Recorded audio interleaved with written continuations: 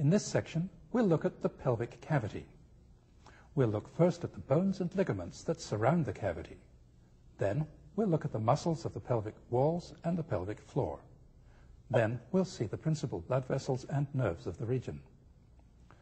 We'll start with the bones. We've already seen the upper parts of the bony pelvis. Now, we need to look at the parts of it that lie below the pelvic rim. Let's get oriented. Here's the bony pelvis, together with the fifth lumbar vertebra. Here's the pelvic brim. We'll be looking at the pelvic cavity from 4 different viewpoints. We'll look down into it from above. We'll look at it from the side, with the opposite half of the pelvis removed. We'll look at it from behind, and we'll look at it from below.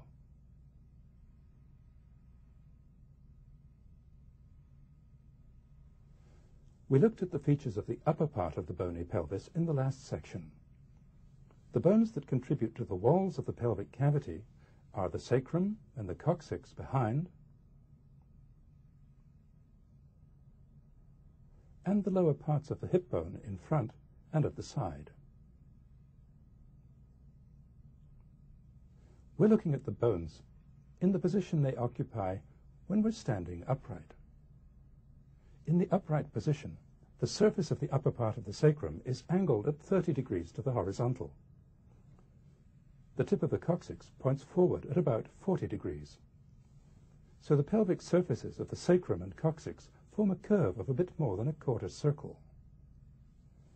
The lower end of the sacrum is on a level with the top of the pubic symphysis. This big gap between the sacrum and the hip bone is called the sciatic notch. It's bridged by 2 major ligaments, as we'll see shortly. Now, we'll look at some details of the hip bone.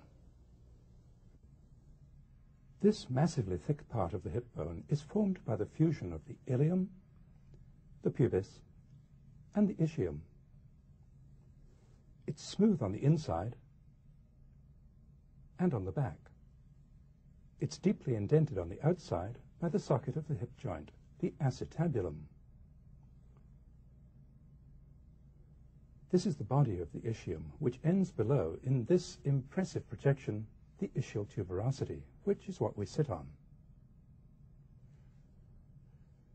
This sharp prominence is the ischial spine. The large hole in the lower part of the hip bone is the obturator foramen. In the living body, it's largely closed off by the obturator membrane. This is the body of the pubis. The part of the hip bone below the obturator foramen is the ischiopubic ramus. The 2 ischiopubic rami, meeting in front at the pubic symphysis, form the pubic arch. When seen from the side, the ischiopubic rami slope backward and downwards toward the ischial tuberosities. There are important differences in shape between the male pelvis and the female pelvis, which is adapted to the important requirements of childbirth. The female pelvic cavity is wider from side to side and deeper from front to back than the male. In addition, the angle of the female pubic arch is broader. When seen from below, the inferior pelvic aperture of the female is wider in all directions than that of the male.